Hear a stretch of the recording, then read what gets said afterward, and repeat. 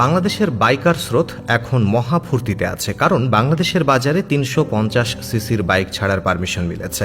But এখানে একটা বিতর্ক আছে ২০২২-এর একটা রিপোর্টে, যেখানে এক বছরে বাইক দুর্ঘটনায় প্রাণ হারায় প্রায় ২৫৩৩ জন।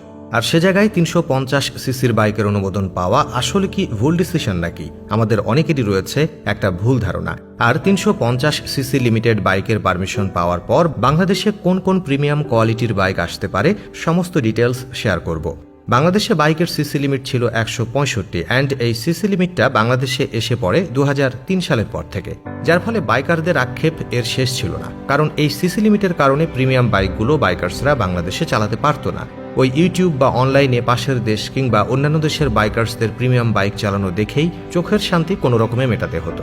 কিন্তু রয়্যাল এনফিল্ড বাংলাদেশে আনার এবং ম্যানুফ্যাকচার করার পারমিশন পাওয়ার সঙ্গে সঙ্গে ৩৫০ সিসি লিমিট পর্যন্ত বাইক বাজারে ছাড়ার পারমিশন তো মিলল। কিন্তু প্রশ্ন হলো, বাংলাদেশের রাস্তায় এত সিসির বাইক চালালে দুর্ঘটনা কি বাড়বে না? এখন এই বিষয়টা নিয়ে আমাদের অনেকেরই ভুল ধারণা আছে। সেটা হলো বেশি সিসি মানে বেশি স্পিড। অ্যাকচুয়ালি বিষয়টা এরকম না। একটা জিনিস একটু এক্সাম্পল দেই।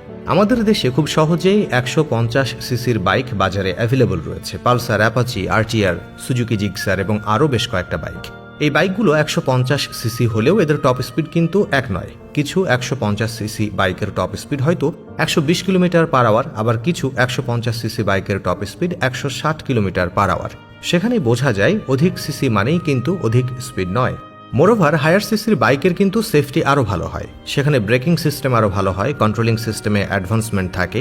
তবে তরুণদের অবভিয়াসলি একটু সচেতন হতেই হবে। আদারওয়াইজ ৩৫০ সিসি কেন, ভটভটি বাইক দিলেও ওরা এই দুর্ঘটনা ঘটাবেই। এখন কোন কোম্পানি কোন বাইক আনবে এই ৩৫০ সিসি লিমিট পর্যন্ত বাইকের পারমিশন পাওয়ার পর সেটা বলা মুশকিল। তবে সম্ভাব্য যেসব বাইকগুলো আসতে পারে সেই বাইকগুলোর মধ্যে কয়েকটা প্রিমিয়াম কোয়ালিটির বাইকের কথা বলবো এবং এগুলোর প্রাইসও জানাবো। অফকোর্স রয়্যাল এনফিল্ড তো আসবেই। সো রয়্যাল এনফিল্ড ক্লাসিক 350 এটা যদি আসে তাহলে সম্ভাব্য মূল্য পড়বে ৬ লাখ টাকার মতো। আর রয়্যাল এনফিল্ড বুলেট 350 এটার মূল্য পড়বে ৪ লাখ টাকার মতো। এছাড়া বাজাজ পালসার RS200 এই ২০০ সিসির বাইকের বাজার মূল্য পূর্বে বাংলাদেশে ৪ লাখ টাকার মতো এবং বাজাজ অ্যাভেঞ্জার ক্রুজ 220 এটার মূল্য হবে ২,৭০,০০০ টাকার মতো। টিভিএসের অ্যাপাচি RR310 বাংলাদেশের মার্কেটে এটার মূল্য পড়তে পারে ৬ লাখ টাকার মতো। ইয়ামাহা R3 এই ৩২১ সিসির বাইকের বাংলাদেশের মার্কেটে মূল্য পড়তে পারে ৯,৫০,০০০ টাকা। এছাড়া হোন্ডা CB300R এটার বাজার মূল্য পড়তে পারে বাংলাদেশে ৭ লক্ষ টাকা।